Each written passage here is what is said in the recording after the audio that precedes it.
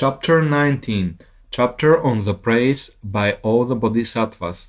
Then those hundreds of thousands of Bodhisattvas approached the Tathagata Suvarna Ratna Karachatrakuta, paying homage with their heads at the feet of the Tathagata Suvarna Ratna Karachatrakuta. They stood to one side. Having stood to one side, the numerous hundreds of thousands of Bodhisattvas folded their hands in reverence and praised the Tathagata Suvarna Ratna Karachatrakuta in these verses. O Conqueror, your body resembles refined gold, for its glorious presence possesses a golden hue. You are golden like the golden king of mountains. The white lotus seer has features of gold. Sublime major marks adorn your body in full. Sublime minor signs embellish your body parts. You are brilliant and possess the fine splendor of gold.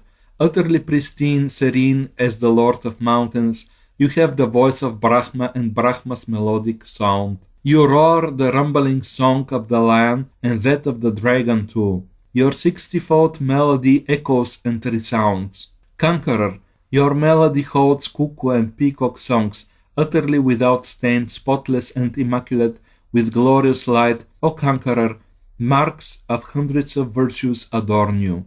Your ocean of wisdom is supremely flawless and pristine. Conqueror, like Sumeru, you are endowed with every virtue. With supreme compassion for the welfare of beings, you are the supreme bestower of peace upon the world. Granting the state of tranquility beyond death, O Conqueror, you expound the highest sublime truth and usher in the serenity beyond suffering. O Conqueror, through revealing the nectar of the Dharma, you usher in the deathless city. An abode of peace, you are the source of everything serene. O Conqueror, you free migrating beings from suffering and liberate creatures from the ocean of misery. You place them well upon the path to peace and give happiness to every being.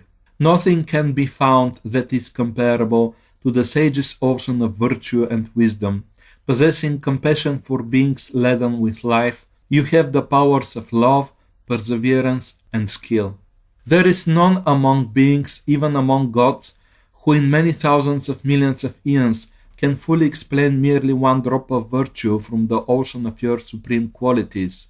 Taking a single drop from your ocean of virtue, I have stated some only in brief. By whatever merit I have thus gathered, may beings touch supreme enlightenment. This ends the 19th chapter, the chapter on praise by all the Bodhisattvas, from the King of Glorious Sutras, the Sublime Golden Light. Chapter 20. Praise to all the Tathagatas.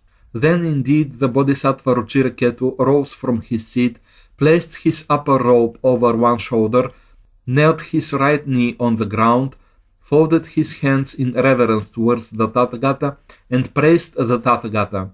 Lord of sages, you are gloriously adorned with thousands of enchanting virtues. You possess the marks of hundreds of merits.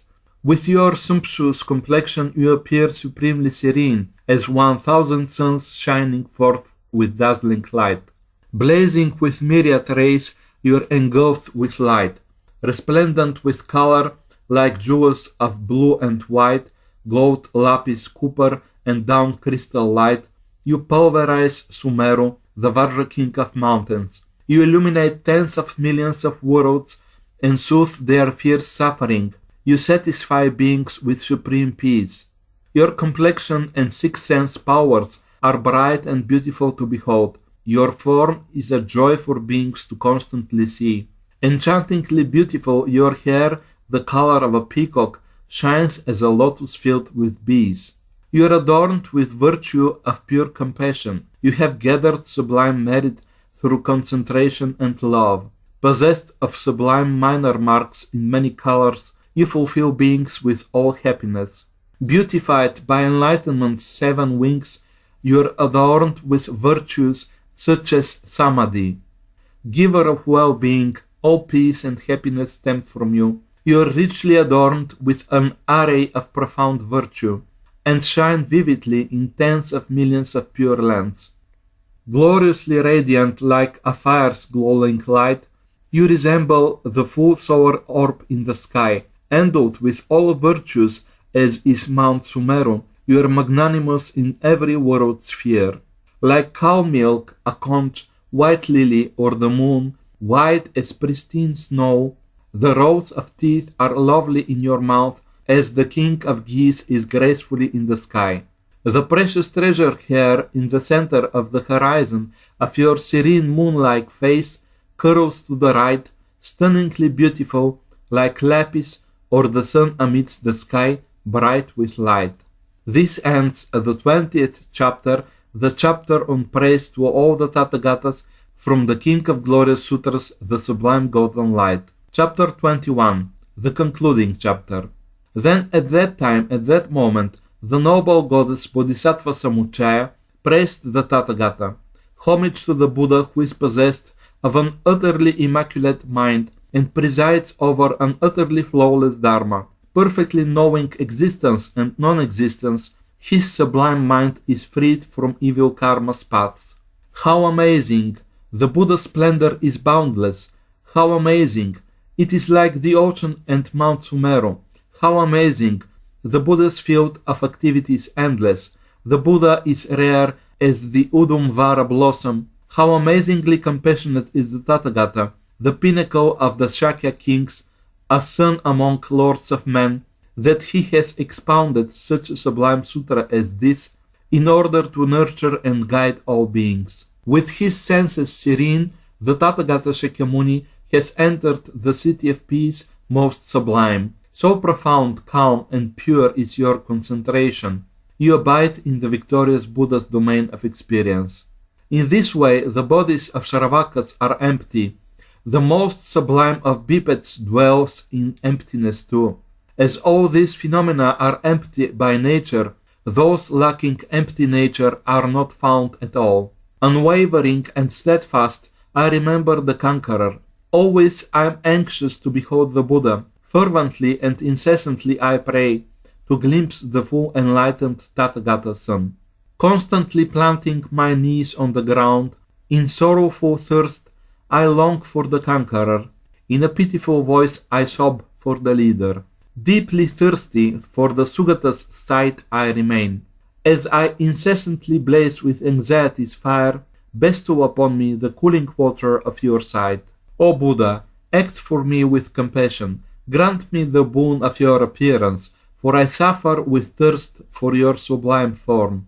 Satisfy me with the water of your compassion. You are the refuge of all beings, including the gods.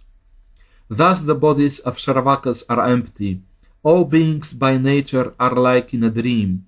Like space and the nature of space, an illusion, a mirage, or the moon reflected in water, O Buddha, you are endowed with the great empty. Then the Tathagata arose from his seat and spoke in Brahma voice. Excellent noble goddess, excellent again to you. Then the Tathagata spoke in this way, the bodhisattvas led by the noble goddess Bodhisattva Samuccaya, the daughters of gods such as the noble goddess Saraswati, the hosts of goddesses such as the noble goddess Shri, the divine kings such as Vaishravana, the whole assembly and the entire world of gods, humans, asuras, Gandharvas, Kinnaras, Mahuragas, and so forth, rejoiced and greatly praised the speech of the Tathagata. This ends the 21st chapter, the concluding chapter from the King of Glorious Sutras, the Sublime Golden Light. The King of Glorious Sutras called the Exalted Sublime Golden Light is completed.